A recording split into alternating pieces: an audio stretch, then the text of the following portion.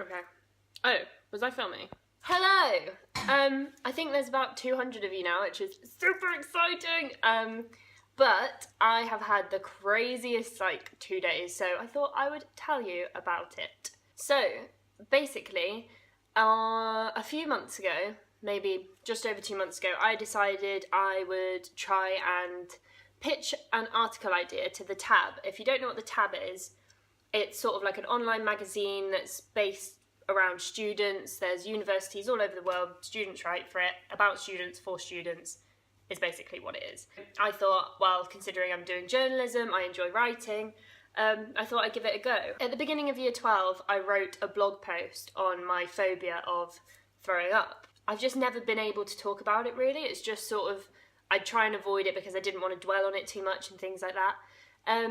But I put it in a blog post because I thought it's something about me, and it made me feel better to sort of get it out and talk to people about it, because also in doing that it brought me to know lots of other people who felt the same way as me, which was really nice. So I thought, oh well, I know, I'll write about that, but I'll write about how it's affected my life at uni.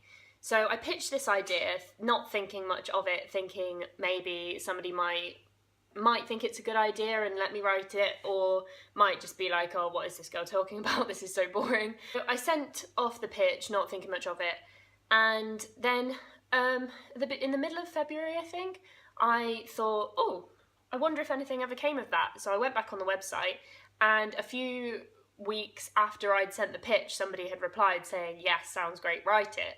So then I got in a bit of a panic and wrote it right there and then, thinking, oh my god, I've left this too long. I wrote the article and I sent it off for review, and from then I was checking it constantly. I was checking it all the time to see if anybody had said anything about it, and nothing really came of it for a few weeks actually.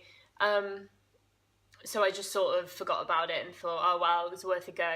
I realised that somebody on my course had got an article published with them. So I sort of said, oh, how long did it take? And she said that it had taken quite a while, a month or a few weeks or something. So I was like, oh, okay, like maybe it might take this long.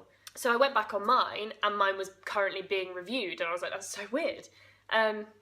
So the girl that was editing it got back to me the next day, we did some finalising edits, and then on Wednesday morning it got published, which I thought was so cool. I was like, yeah, people might actually read it, maybe, I don't know, but it's cool that it's published anyway. So I told my mum and dad, I told my friends, and they were all like, yay, well done.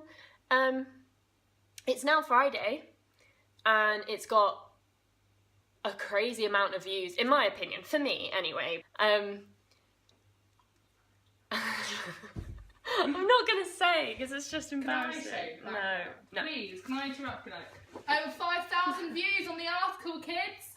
She wouldn't tell you herself. The only reason I won't is because for some people that will sound like just the most ridiculous thing, because that's not that many people or whatever, but for me it is so many, and I thought it was absolutely crazy. And I was like, wow, maybe people are actually interested in this. But I thought that was a bit scary and it's a bit exciting. And I was like, well, maybe people are interested in it.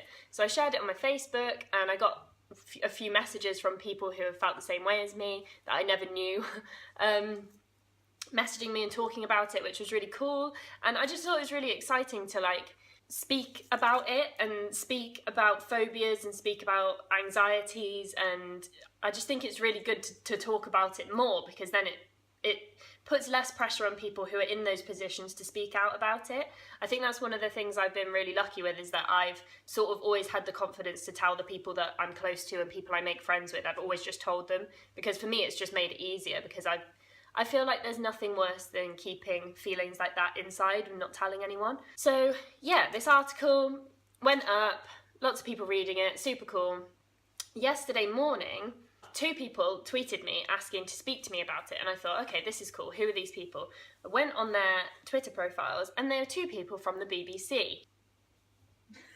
What? So I emailed one of them, put me in touch with the other one, so they were both after the same feature, saying that they wanted to interview me for a feature on Emetophobia, because one of them had read my Tab article, thought it was really cool and interesting, and wanted to write a feature on it for the BBC. Which is so crazy. So yesterday I was at Costa with my friend Natalie, who had featured in Vlogmas, and this girl from the BBC rang me and interviewed me, which was really cool and scary, but also great because it meant I got to talk about it, and I don't know, I'm still a bit like, but that was yesterday, so I thought, oh well, I'll leave it a few days, maybe they'll get in touch with me when they're thinking of putting it up or whatever. But no, my flatmate messaged me, Han, do you realise you're on the front page of the BBC News website? I was like, as a matter of fact, George. No, George, I didn't realise. So yeah, I was at a boohoo sale in the Students' Union and scrolled down my BBC News app, and there was a picture of me and Michael at one of our friends' weddings, which was crazy. And I read the article and it's so cool, and I'm so pleased that the condition is getting so much publicity because so many people actually suffer with it, even if it's not as serious as how I suffer with it, or how serious other people may suffer it more than I do. But I think it's just so good to make people know that they're not alone in the situation. And as you can tell from how fast I'm speaking and how much I keep smiling, I'm so excited about it. So I will link my blog post, the article I wrote for the tab, and the article that is on the BBC down below, and you can give them a read. And if you want me to do a video speaking about it in a more chatty way, less formal than an article or whatever, then let me know, because I can, but it will take a lot for me to speak about it in front of the camera. So yeah, if anybody really wants that, then do let me know. But yeah, so that's what's been going on. And I hope that you're all well and enjoying March, because it's March already, which is super scary because it feels like yesterday I was doing Vlogmas. But yeah, there's a little life update. I hope you enjoy this video. Please give the articles a read and a share to share awareness for emetophobia, because that's so cool. And yeah, have a good day. See ya.